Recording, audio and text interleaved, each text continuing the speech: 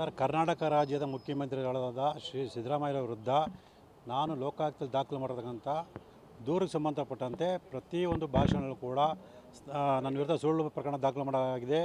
ನನ್ನ ವಿರುದ್ಧ ಆರೋಪಕ್ಕೆ ಪೂರಕವಾದಂಥ ಯಾವುದೇ ಸಾಕ್ಷ್ಯಾಧಾರ ಇಲ್ಲ ಅಂಥೇಳಿ ಹೇಳುವ ಮೂಲ ಜೊತೆಗೆ ಇದ್ರ ಬಗ್ಗೆ ತಾವುಗಳು ಹೋರಾಟ ಮಾಡಬೇಕು ಅಂಥೇಳಿ ಜನರಿಗೆ ಮತ್ತು ಅವರ ಅಭಿಮಾನಿಗಳಿಗೆ ಸಿದ್ದರಾಮಯ್ಯ ಅವರು ಕರೆ ಕೊಟ್ಟಿದ್ದರಿಂದ ನಾನು ಒಬ್ಬ ದೂರದಾರನಾಗಿ ನಾನು ಮಾಡಿರೋ ಆರೋಪ ನಿಜ, ಅದಕ್ಕೆ ಸಂಬಂಧಪಟ್ಟ ಸಾಕ್ಷ್ಯಾಧಾರ ಇದೆ ಅನ್ನೋದ್ರ ಬಗ್ಗೆ ಮಾಧ್ಯಮಗಳಲ್ಲಿ ಮಾಹಿತಿ ಮತ್ತು ದಾಖಲಾತಿ ನೀಡೋದು ನನ್ನ ಆದ್ಯ ಕರ್ತವ್ಯ ಆಗಿರುತ್ತೆ ಮತ್ತು ಹಕ್ಕಾಗಿರ್ತದೆ.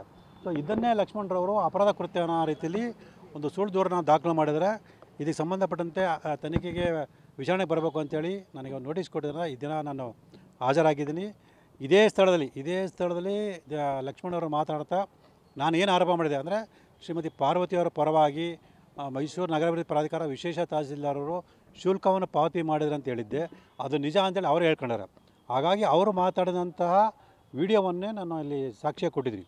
ಅವರ ಪ್ರಕಾರನೇ ನಾನು ಮಾಡಿರೋ ಆರೋಪ ಸುಳ್ಳು ಅಂತ ಕಂಡು ಬರೋಲ್ಲ. ಈ ಪ್ರಕರಣಕ್ಕೆ ಒಂದು ಅಂತಿಮ ವರದಿ ಸಲ್ಲಿಸಿ ಸುಳ್ಳು ದೂರು ದಾಖಲು ಮಾಡೋ ಲಕ್ಷ್ಮಣ ವಿರೋಧನೇ ಪ್ರಕರಣ ದಾಖಲು ಮಾಡಿ ಕಾನೂನು ಕ್ರಮ ಕೈಗೊಳ್ಳಿ ಅಂತೇಳಿ ನಾನು ನನ್ನ ಹೇಳಿಕೆಯನ್ನು ಕೊಟ್ಟಿದ್ದೀನಿ. ರಿಟರ್ನ್ ಕಂಪ್ಲೇಂಟ್ ಕೊಟ್ಟಿದ್ದೀರಾ ಸರ್ ಈಗ ಅವ್ರ ವಿರುದ್ಧ? ಸರ್, ಈಗಾಗಲೇ ನಾನು ACP ಅವರಿಗೆ ಕೊಟ್ಟಿದ್ದೀನಿ ಲಿಖಿತವಾಗಿ. ಇಲ್ಲಿ ನನ್ನ ಹೇಳಿಕೆಯಲ್ಲೂ ಕೂಡ ಅದೇ ವಿಚಾರ ತಿಳಿಸಿದ್ದೀನಿ. ಈಗ ಪೊಲೀಸರು ತನಿಖೆಯಿಂದ ಏನನ್ನ ಸರ್ ಸ್ಯಾಟಿಸ್ಫೈಡ್ ಆಯ್ತಾ ನಿಮಗೆ? ಖಂಡಿತ ಅಲ್ಲ ಸರ್. ಈಗ ಅವ್ರು ಕೊಟ್ಟರೆ ದೂರ ಸಂಬಂಧಪಟ್ಟಾಗೆ ನಾನು ವಿಡಿಯೋ ಸಾಕ್ಷಿನೇ ಕೊಟ್ಟಿರೋದ್ರಿಂದ ಅವರು ಕಾನೂನು ಪ್ರಕಾರನೇ ತಗೊಳ್ಬೇಕಾಗುತ್ತೆ.